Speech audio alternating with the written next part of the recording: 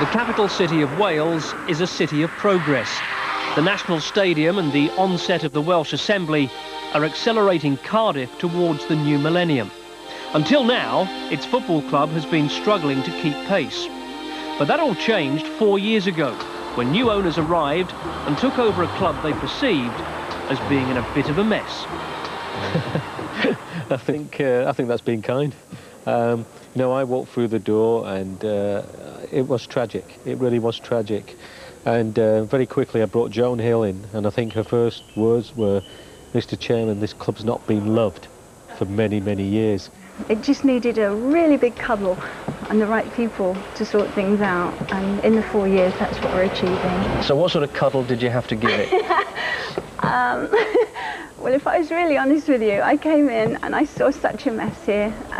It didn't seem to be loved at all, so I got my marigold gloves on and an old tracksuit and an old pair of socks that I found in the cupboard, and I went through the place. That was the first 2 days I was here, and threw everything away. It was awful. Only 10 pence.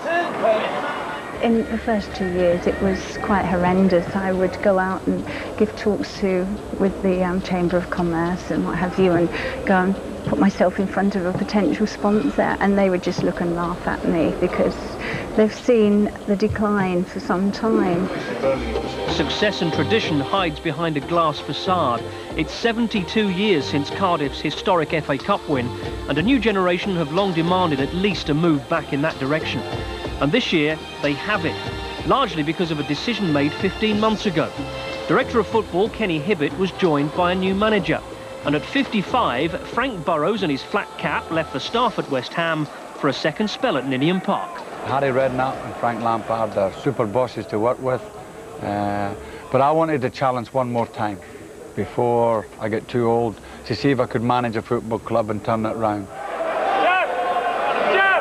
It was important that I had a manager that understood how to build a football club.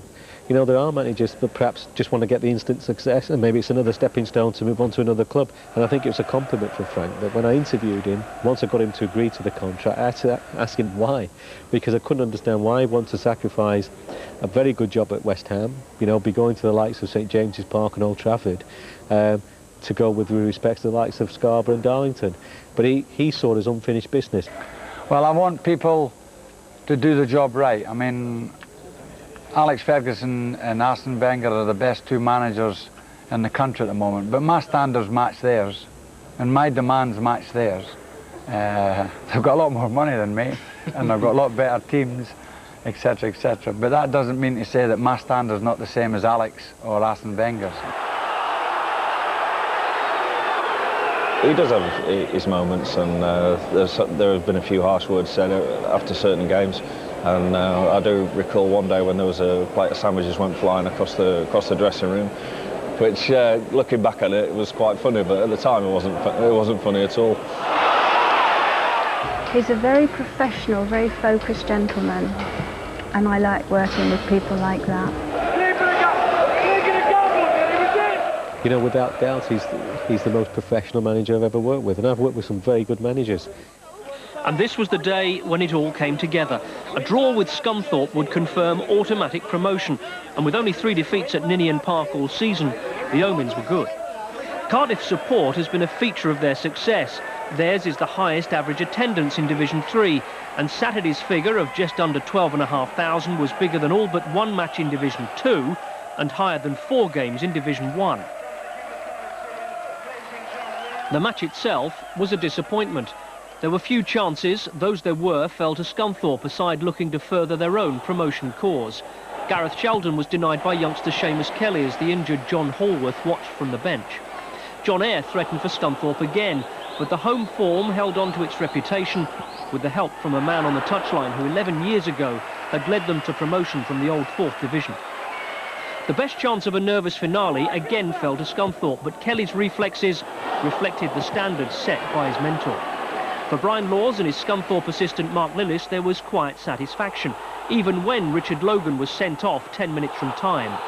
The playoffs were secure, although they must now face them without a key defender. But the day belonged to Cardiff and to Frank Burrows, partners in promotion for a second time.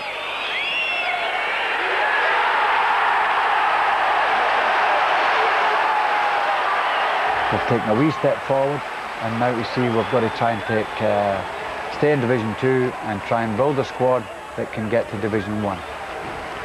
We have many teams at Cardiff. Obviously we have the team that's on the pitch and the coaching staff, but the other team off the pitch, they work equally as hard, and that's what's really running through the club at this moment in time, is a strong work ethic. And if we keep doing that and we all pull together in the same direction, this football club can go all the way. I'm delighted for all the players, but I'm also delighted for myself, because people say to you shouldn't go back, and I broke the rule and I proved them wrong, and so I get satisfaction out of that.